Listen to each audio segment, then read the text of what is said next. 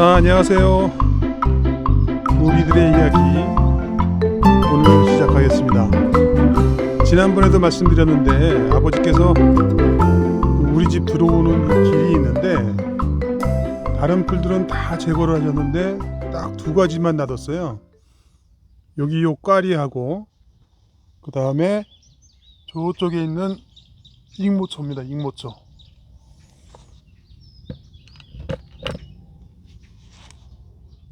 자, 나이 드신 분이시라면 장난감이 없는 어린 시절에 꽈리를 불어본 경험이 한 번쯤은 다 있을 텐데요. 이 식물이 꽈리풀입니다. 나중에 7월에서 8월이 되면 꽃이 피고 열매를 맺게 되는데요.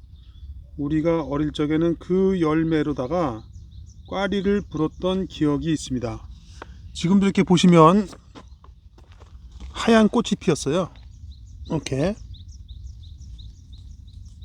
이제 요게 조금 지나게 되면 빨간 열매가 맺히게 됩니다.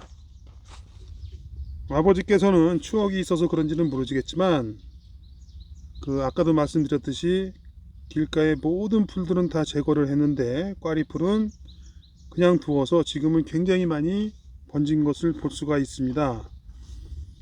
요 열매의 지름은 지름이 한 1cm 미만으로 자라게 되고요. 속은 먹고 껍질을 잘 이용해서 꽈리를 불었습니다. 그런데 이 인터넷을 검색하다 보니까 이 꽈리가 엄청난 효능이 있다고 하는데요.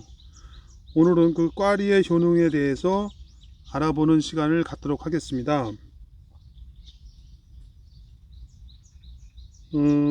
열매는 방울토마토와 비슷하게 생겼는데 예로부터 꽃과 열매는 아름답고 윤기가 흐르는데 그 열매가 몹시 예뻐서 심어 놓으면 보기 좋다고 했고 등불을 닮았다 해가지고 등롱초라고도 불렀다고 합니다.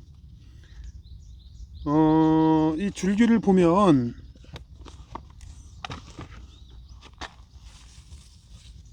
이 줄기를 보시면 그 줄기 색깔이 파란색이고 그 다음에 잎은 널쩍합니다. 이게 다 자라게 되면 한 90cm 정도까지 자라는데요. 이 잎 주변을 보면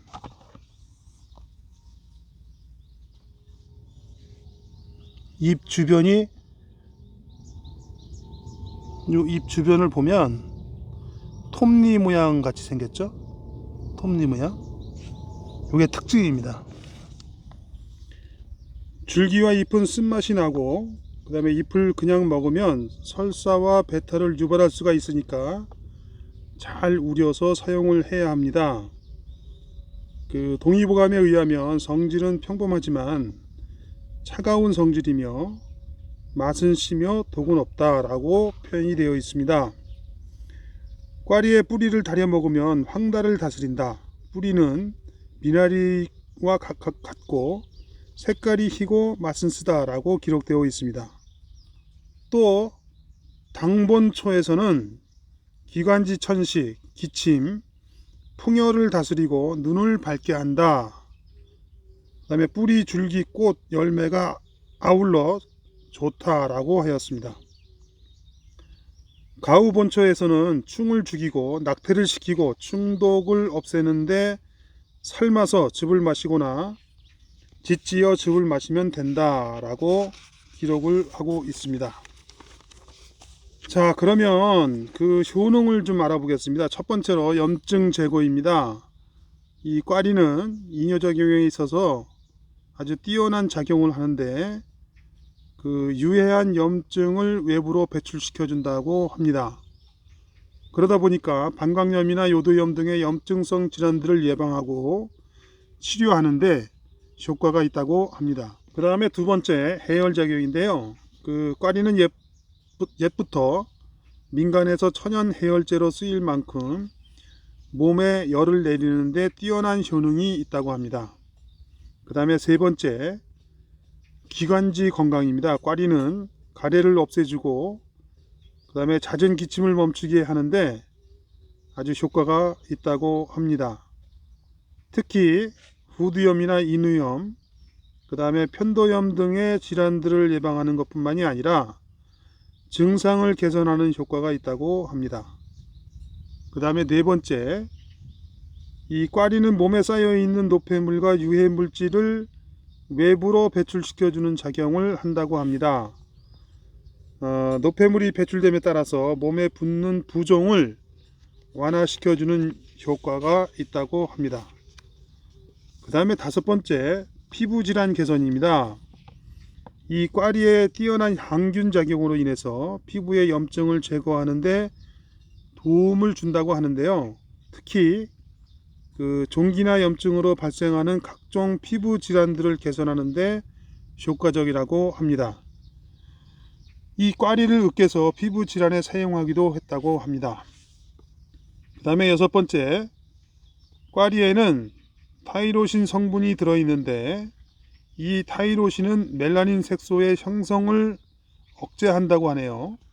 따라서 피부 미백에 뛰어난 효과가 있다고 합니다.